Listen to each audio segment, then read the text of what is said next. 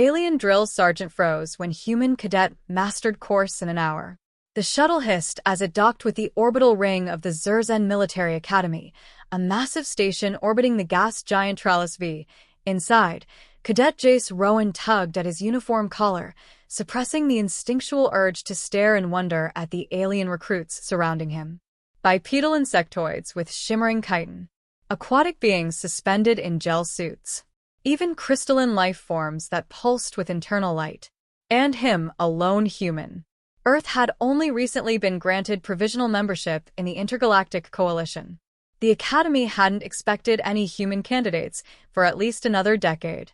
But Jace Rowan had passed the Coalition's open-entry war college exams with impossible scores, and now he stood here, 6 feet of lean muscle and nervous energy, ready to face the crucible. He barely had time to set his bag down when a deep, thunderous voice echoed across the hangar. Cadets, front and center. The voice belonged to a towering Realthari, a reptilian species standing 8 feet tall, with ridged armor plating fused to its skin and a pair of slitted yellow eyes that could pierce metal. Drill Sergeant Cracktail. The cadets scrambled into ranks. Jace found himself between a jelly-bodied Zeltari and a spindly Saphari with a humming crystal spine. He stood tall, but several heads shorter than everyone else. Cracktail paced slowly before them, his clawed feet clicking on the metallic floor. You are not soldiers. You are not warriors. You are protomatter with delusions of competence. The next 12 months will burn that nonsense out of you. He stopped in front of Jace and tilted his head. You. The soft one. Species. Jace straightened. Human. From Earth, sir. Humph, Earth. Cracktail sneered. We've dissected more humans than trained them. This will be enlightening. There was a ripple of laughter among the cadets. Jace just smiled slightly. He'd read the files on Cracktail. Decorated war hero. Fanatic for discipline. Zero tolerance for nonconformity. Bring it on. The cadets were led to their first test, the infamous Path of Devastation, a multi-level obstacle course constructed in the asteroid below the station, used to weed out weaklings and test reaction time, strength, endurance, and, supposedly, tactical intuition. Most cadets spent weeks failing it. Some didn't survive. Cracktail explained it with practice venom. Course is 7.3 kilometers. Environmental shifts. Heat, cold, vacuum, EM storms. Over 400 potential hazard types. AI-controlled sentries. Only 10% of you will finish it before evaluation day. Most will beg for reassignment. The cadets looked on grimly. Jace, meanwhile, studied the layout on the holo display. From his brief glimpse, he already saw patterns, looping redundancies, venting cycles in the gas zones, and one particularly strange maintenance route marked only in alien glyphs. He took a seat near the back, opened his datapad, and began analyzing recorded runs. Over the next 2 days, Jace didn't attempt the course. Instead, he observed. Every species had its own approach: brute force, speed, flight, phase shifting. But they all approached the course the same way, head-on, following the intended path. Jace noted every failure, every hesitation, and most importantly, the course's timing. While others ran and collapsed from exhaustion, he mapped vent cycles, bypass nodes, magnetic interference patterns. He barely slept, calculating and simulating in his head.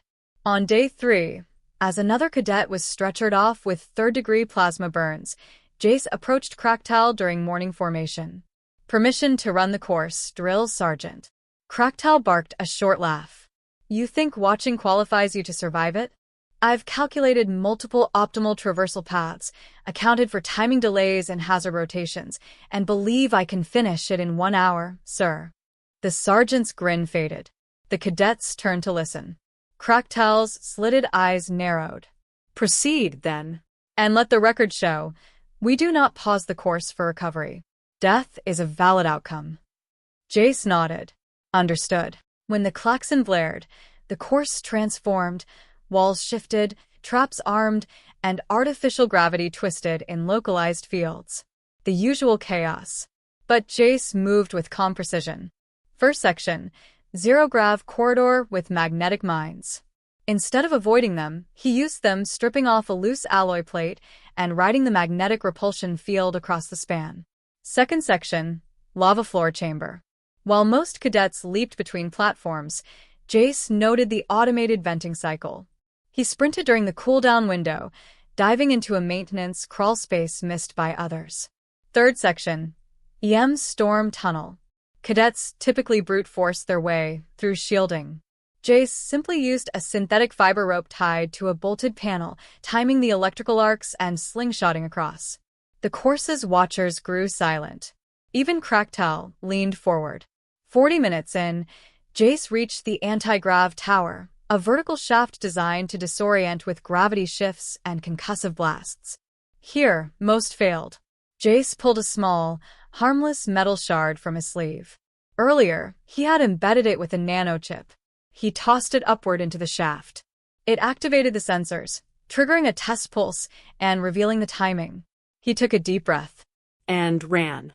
59 minutes and 12 seconds later, the hatch at the course's far end slammed open. Jace stumbled out, bruised and scorched, but alive, grinning through the soot. Silence. Total silence. Cracktel stood motionless. His claws were clenched, his jaw slack. The real Thari didn't move for a full 5 seconds. Then, you cheated. Jace shook his head. No, sir. I watched. I adapted.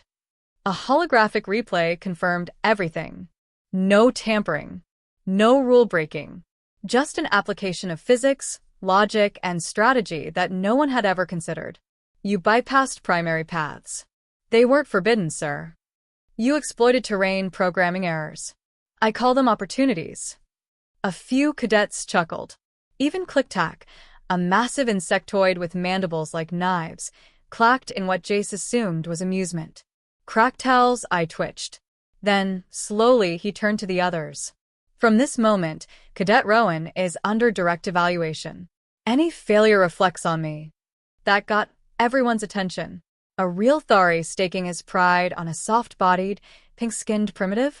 Unheard of. But Jace wasn't smiling now. He could see it in Cracktel's eyes. The next phase wouldn't be a test. It would be war. Later that night, as Jace sat in his quarters icing a burn on his arm, his data pad pinged. A message from Cracktel. Sleep well, Cadet. Tomorrow we start. And beneath that one simple file. Sim, X3. No survivors recorded.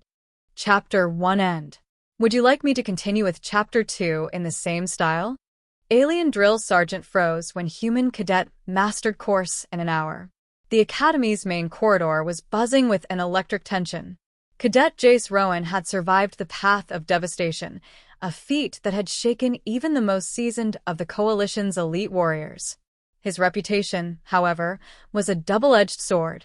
In the days following his performance, rumors had spread like wildfire. The Zeltari cadets were discussing his improbable navigation of the course. The Saphari talked of his unorthodox strategies. Even the normally stoic Drivex had chirped about how he exploited weaknesses in a way no one had ever considered.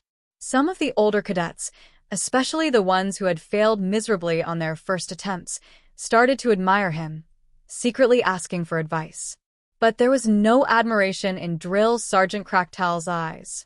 Cracktel stalked the halls of the Zurzen Academy with a grim, unblinking intensity. He wasn't interested in praise or flattery. He had none for Jace. He'd been ordered by the Coalition to personally oversee Jace's training.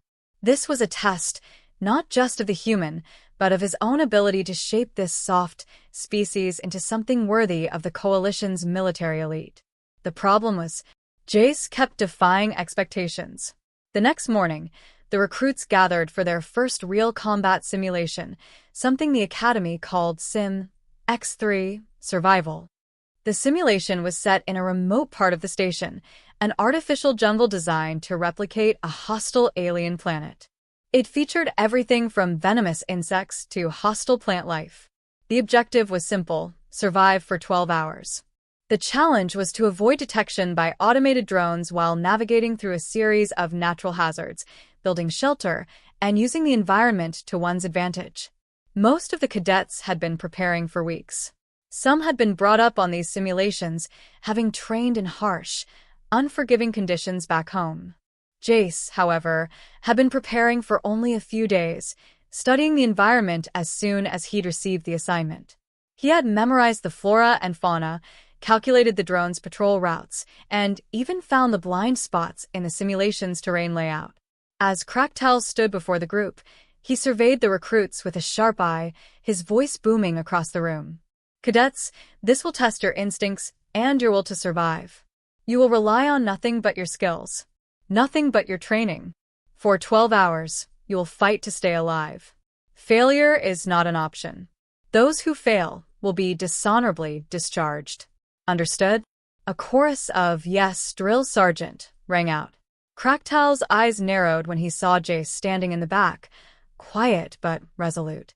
He approached the human cadet, his voice low but filled with venom. I hope you plan on using more than just your tricks, human. This is survival, not a game. Jace nodded, his tone calm and confident. I'm ready, sir. Cracktal turned away, not expecting Jace to be any different from the others who had underestimated the course in the past. He activated the simulation's controls with a flick of his wrist. Begin. Jace had not even broken a sweat. Within minutes of entering the jungle simulation, Jace had already moved to the highest ground, using the terrain to his advantage. He knew the drones would scan for heat signatures and motion, so he crouched low, using his environment to mask his presence. While other cadets were scrambling through the thick underbrush, looking for shelter, Jace made use of an old, overlooked structural vent, a relic of the Academy's original construction. Inside, he found enough cover to wait out the first patrol of drones, turning the passage into a perfect observation point. He spent the next few hours mapping the area, recording drone flight patterns, and learning where the automated sentries had blind spots. It was nothing like what the others were doing, rushing forward with brute force, hoping to outpace danger. Jace wasn't in a hurry. He knew the most important thing in survival wasn't speed, it was patience. Meanwhile, the others were falling apart.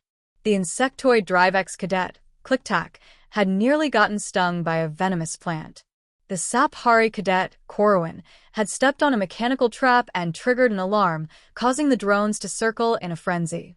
And the Zeltari cadets were getting caught in their own miscalculations, rushing through areas where the drone's infrared scanners were the most sensitive. Jace, however, remained steady.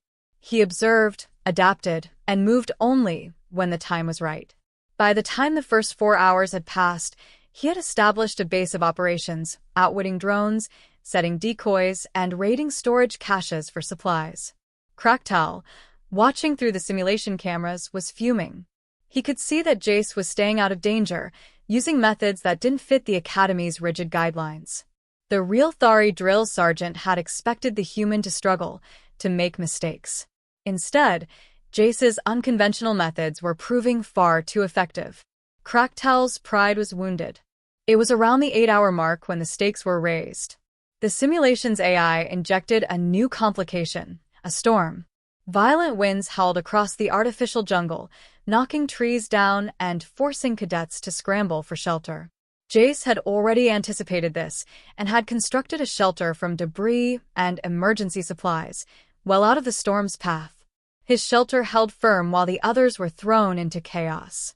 As the storm raged outside, Jace sat quietly inside his makeshift camp, reading over the data he'd collected on the drones.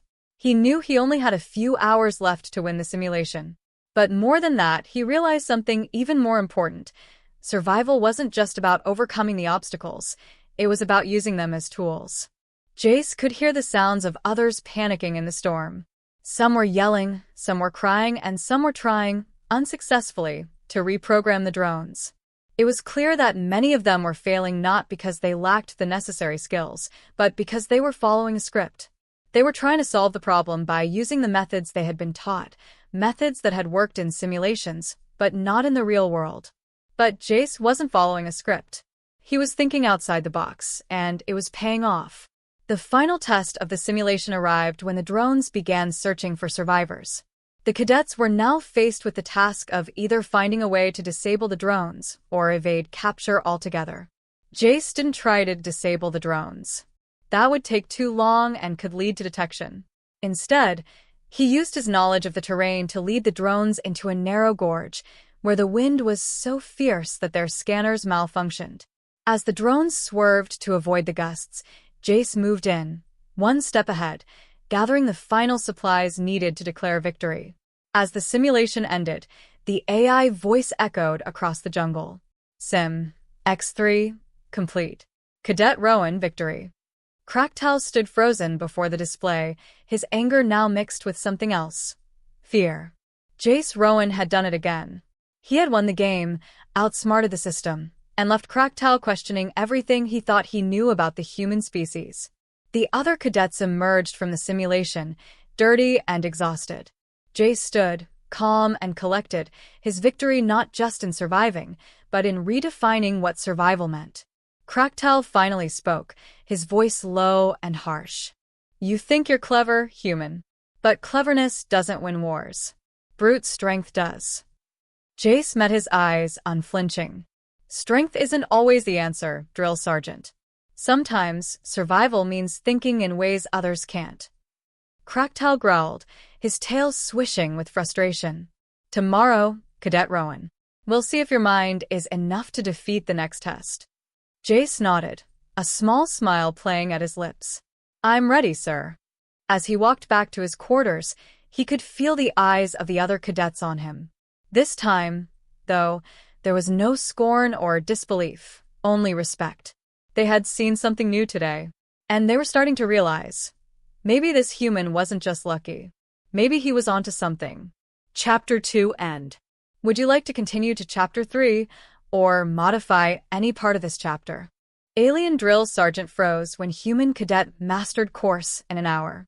The Academy's training ground had become a battlefield. After Jace Rowan's astonishing performance in the Path of Devastation and his unorthodox victory in the Sim X3 survival scenario, the alien cadets were no longer dismissing him. They were watching, waiting, studying. But none of them could have anticipated what came next. Drill Sergeant Kraktal, however, was determined to break him. If Jace was the anomaly, Kraktal would find a way to prove that human ingenuity wasn't enough to survive the ultimate test. Today, the cadets were called for something far more dangerous than what they had faced before. The Gauntlet, a live-fire training exercise designed to test combat prowess, tactical adaptability, and stress management. It wasn't a simulation. There were real weapons involved, real dangers, and an environment meant to kill. Only those who could think fast under pressure would survive. It was the Academy's way of weeding out the weak, and it had never been a test that anyone passed easily. When Jace arrived at the training grounds, Kraktal was already waiting, standing before an enormous holographic map that displayed the mission. Mission brief, Gauntlet. Objective, retrieve the flag. Time limit, 30 minutes. Restrictions, no external support. Weapons provided, standard-issue blasters and tactical knives. Environmental hazards, zero-gravity zones, magnetic fields, hidden traps, and rogue drones. Enemy, automated sentries and obstacle drones. Jace felt a familiar stir of excitement.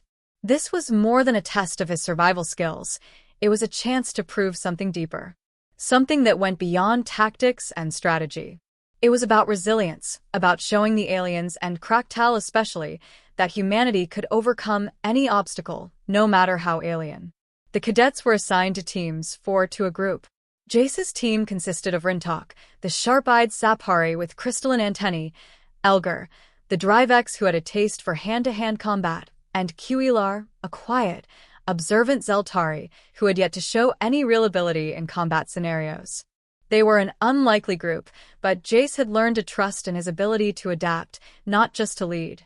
Kraktal's voice boomed, cutting through the chatter. Today, you will learn the true meaning of pain. Only those who can outwit, outlast, and outfight the gauntlet will pass. If you fail, you will be eliminated. A cold shiver ran through Jace, not because of Kraktal's words, but because of the harshness in his voice. He could sense the personal vendetta now.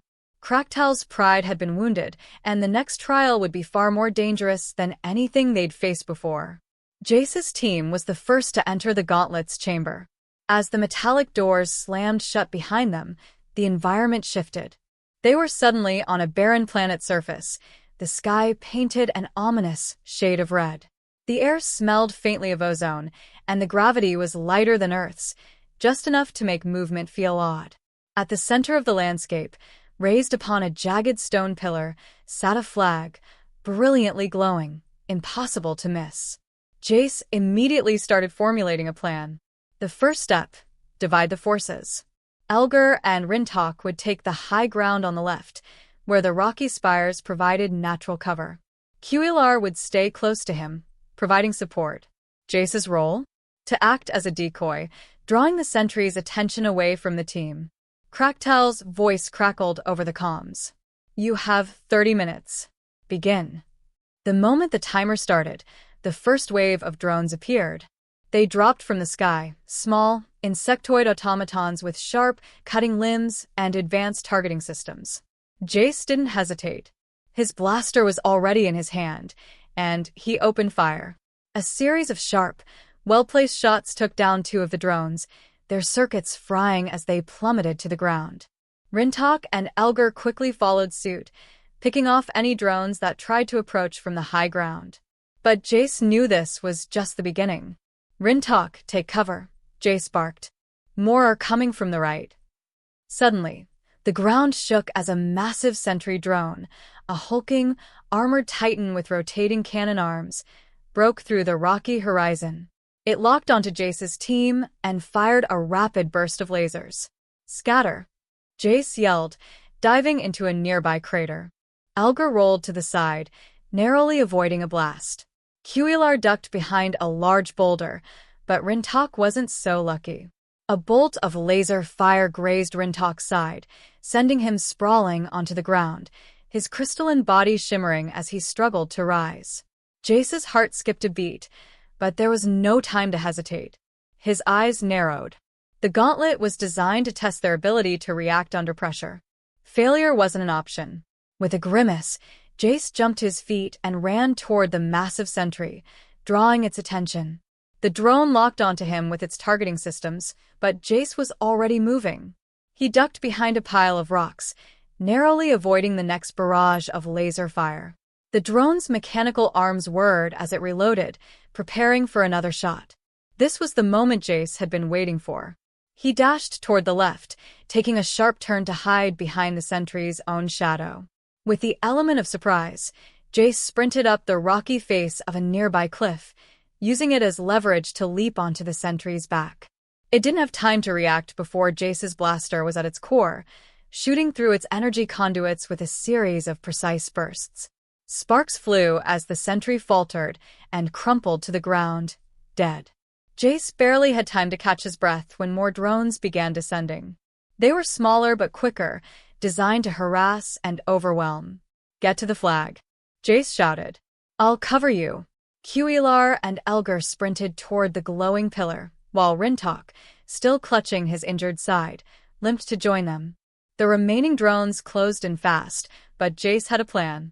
He pulled out his tactical knife, scanning the environment for an opportunity. A flash of movement caught his eye, another sentry, this time positioned on a raised platform above the flag.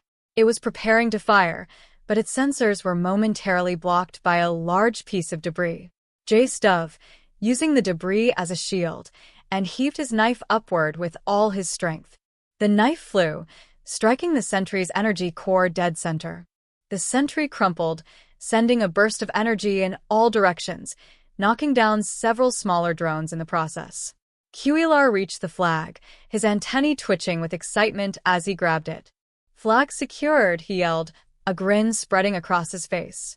Cracktal's voice crackled over the comms again. "Impressive, Cadet Rowan.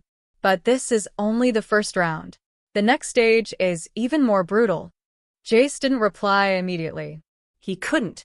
His focus was on the victory his team had just earned. Despite Cracktal's frustration, Jace had proven once again that human resilience and ingenuity were more than enough to overcome the odds. But something had changed in Cracktal's demeanor. The real Thari drill sergeant wasn't just watching anymore, he was calculating. Jace could feel it. The gauntlet wasn't over. Chapter 3 End. Would you like to continue to Chapter 4, or make any changes to this chapter? Alien drill sergeant froze when human cadet mastered course in an hour. The final challenge was set to begin.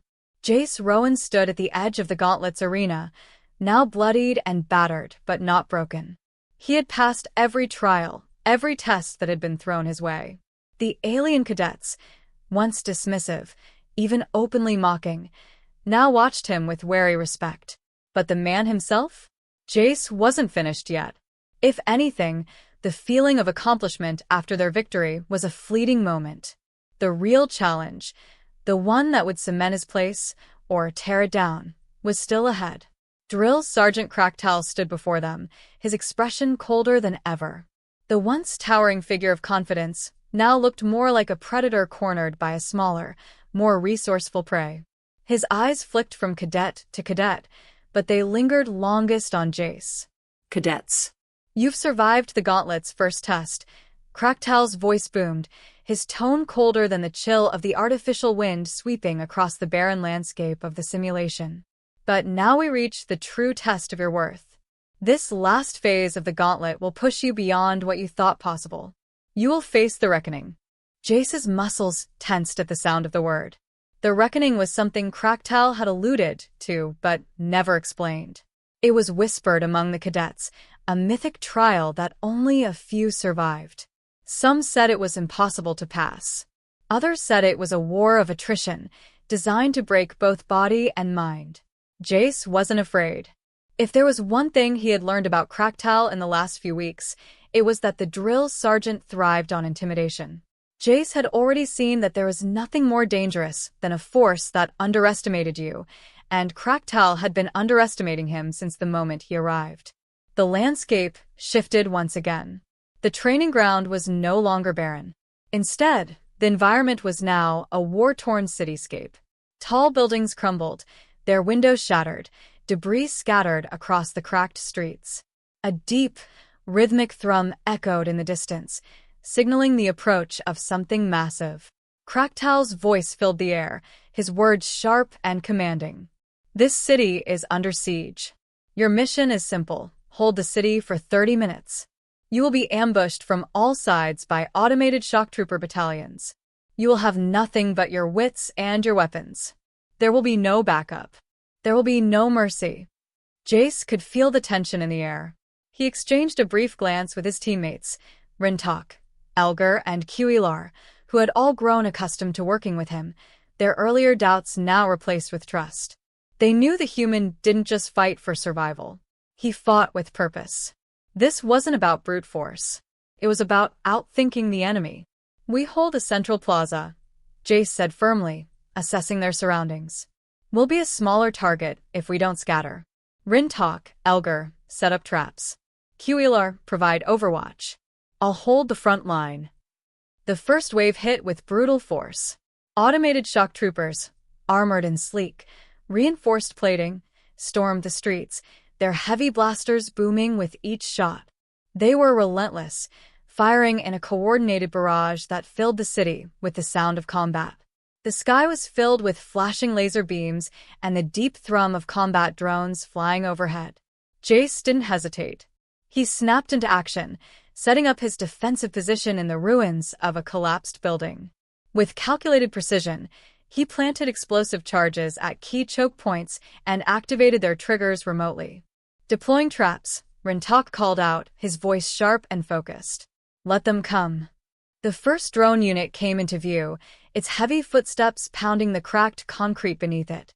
As it moved forward, unaware of the traps ahead, Jace held his breath, waiting for the perfect moment. Then, with a sharp flick of his wrist, he detonated the first charge. The explosion rocked the ground, sending a shockwave of fire and debris into the air.